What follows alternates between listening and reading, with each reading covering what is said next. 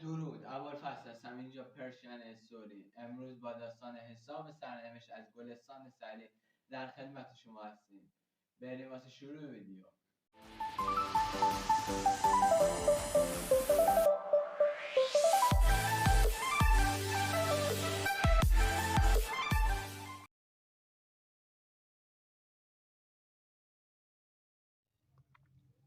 حساب سرنوشت.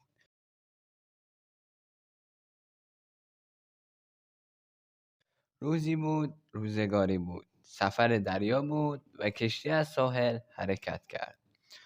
مسافران کشتی چند تن از بازرگانان بودند که به تجارت می رفتند و دستی از جهانگردان که به سیاحت می رفتند. همین که کشتی از ساحل دور شد، دستی از مسافران روی عرشه به تماشا نشستند. وقتی چند نفر تازه به هم میرسند و کاری و برنامه‌ای برای صحبت ندارند، همین که یکی موضوعی را به میان میآورد، حرفها به طرف آن موضوع کشیده می شود و هر کسی می خواهد بگوید من هم اینجا هستم و نظری و سلیقه‌ای را که دارد نشان می دهد. نگاه مسافران به قایق کوچکی افتاد که 2 نفر بر آن سوار بودند. قایق دنبال کشتی می آمد. یکی از میان جمع به قایق اشاره کرد و گفت اینها خیلی بد می کنند که این زورق کوچک به میان دریا می آید. اگر دریا طوفانی شود خیلی خطر دارد. با این حرف موضوعی برای اظهار وجود پیدا شده بود و هر کسی نظری داشت. یکی قضا و قدری بود و اراده انسان را در کارها هیچ و پوچ می دانست. دیگری سرنوشت انسان را نتیجه عقل و علم و تربیت می دانست. هر کسی می خواست حرفی بزند. دیگران هم به حرف آمدند و این گفت و شنیده ها پیدا شد. عجب حرفی می زنی. درست است که آدم همه چیز را نمی داند. ولی هر کسی باید تا اندازه‌ای که ممکن است حساب کارش را داشته باشد. بی‌فکری است که ناکامی را به دنبال می کشد. اگر راستش را بخواهید ما هم داریم با جان خودمان بازی می کنیم. آدم عاقل روی تخت پاره های به هم چسبیده نمی نشیند و به میان آبهای کران ناپیدا نمی آید. این که نمی شود. هر کسی یک کاری دارد. یکی تاجر است باید دنبال خرید و فروشش برود. یکی جستجوگر است دنبال تحقیق و دیدارش می رود. اگر همه از دریا بترسند و توی خانه بنشینند که همه کارهای دنیا لنگ می شود. البته باید در هر کاری راه بهترش را پیدا کرد. وقتی باید به سفر دریا رفت باید بهترین کشتی را انتخاب کرد. همین کاری که ما کردیم. بهترش هم آن هست که مسافر دریا شنا کردن هم بلد باشد. خدا پدرت رو بیامرزد. اگر دریا طوفانی شد و کشتی شکست و غرق شد، در میان دریا شناگری به چه دردی میخورد؟ نه، این حرف از بی تجربگی است.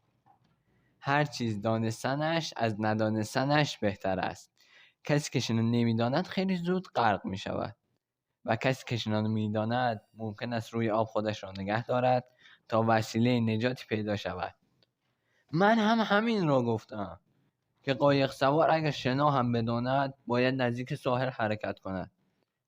من چیز دیگری می گفتم که نزدیک ساحل و دور از ساحل فرق نمی کند.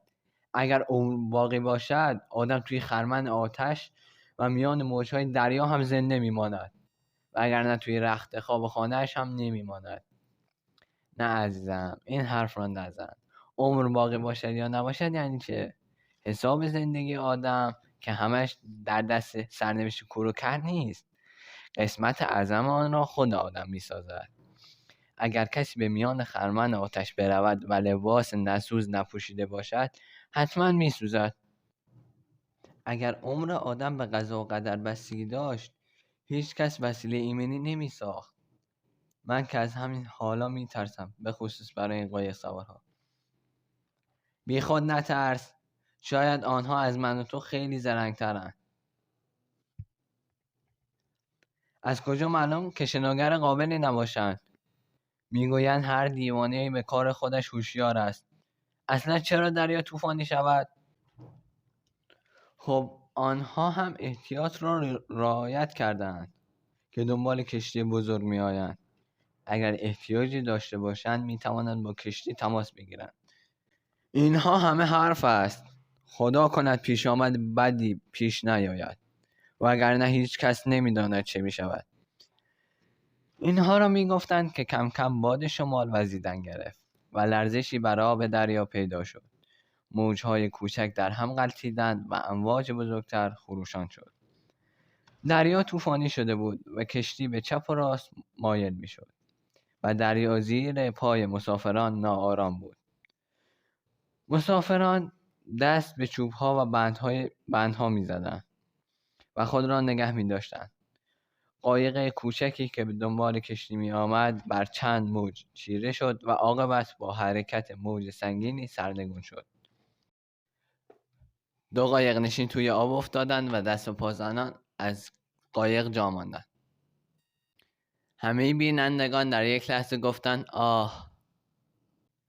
و یکی از بازرگانان که دلی مهربان داشت و خود شنا نمی‌دانست گفت الان این بیچاره‌ها غرق می‌شوند. هر کس می‌تواند همتی کند. هر کس بتواند این 2 نفر را نجات بدهد 100 سکه طلا از من پاداش خواهد گرفت. برای هر یکی 50 سکه. شاگرد ملاح که آمده بود بادبان کشتی را فرود آورد این حرف را شنید و گفت کار من است. هیچ کس دیگر نمیتواند از این موجها جان سالم به در ببرد. لباسش را سبک کرد و به میان آب پرید و با سعی بسیار یکی از آن 2 نفر را نجات داد و به کشتی آورد و دیگری در میان موجها ناپدید شد. گوینده اول گفت همین چیزها را میگفتم. حالا دیدید؟ 2 نفر جواب دادند ما هم همین را میگفتیم. آن یکی عمرش تمام شده بود غرق شد. این یکی عمرش باقی بود نجات یافت. هیچ کس هم هیچ چیز نمیداند و هر کسی سرنوشتی دارد. 2 نفر دیگر جواب دادند ما هم همین چیزها را میگفتیم. اکنون چه کسی 50 سکه طلا پاداش گرفت؟ کسی که شنا میدانست. این جوان روزی کوشش کرده و شنا یاد گرفته. امروز از هنرش بهره مند شد. یکی گفت من هم همین چیزها را میگفتم که از اولش میترسیدم. دیدی چگونه آن یکی غرق شد؟ آن وقت شاگرد ملاح که یکی از قایق نشینان را نجات داده بود و به این حرفها گوش میداد به سخن آمد و گفت درست است. دریا خطر دارد و زندگی پیش آمدهای حساب نشدنی فراوانی دارد. ولی حساب دیگری هم در کار هست. پاداش را من گرفتم که شنا می‌دانستم. این مزد دانستن و اجر هنر است. اگر یک نفر دیگر هم میتوانست کمک کند هر 2 را نجات میدادیم. ولی من قدرت نداشتم که هر 2 را به کشتی برسانم. اگر هر 2 را میگرفتم آنها از ترس جان به من میآویختند و کار دشوار میشد و شاید مرا هم غرق میکردند. آنها 2 برادر بودند از اهل محله ما و من ایشان را میشناختم. همین که به آب پریدم همه چیز یادم آمد. یکی از آنها در بچگی که با هم بازی میکردیم به ستم بر من سیلی زده بود و آن یکی روزی دیگر در بیابان خسته بودم مرا بر شترش سوار کرده بود. سرنوشت امروزشان را خودشان ساخته بودند. امروز من میتوانستم تنها یکی را نجات بدهم و بایستی یکی را انتخاب کنم. دلم این یکی را انتخاب کرد. هر کسی دیگری هم بود به جای من اول کسی را نجات میداد که از او خوبی دیده بود. من هم همین کار را کردم. ولی مسافران همچنان حرفهای خودشان را تکرار میکردند. اگر او آنها را نمیشناخت که انتخاب معنی نداشت.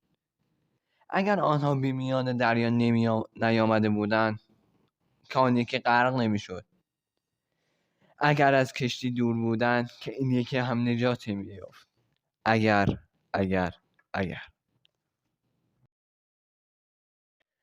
تو نیکی میکن و در دجله انداز، که ایزد در بیابانت دهد باز.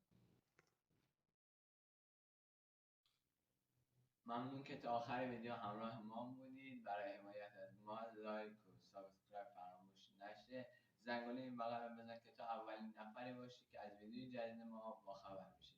تا درودی دیگر، بدرود.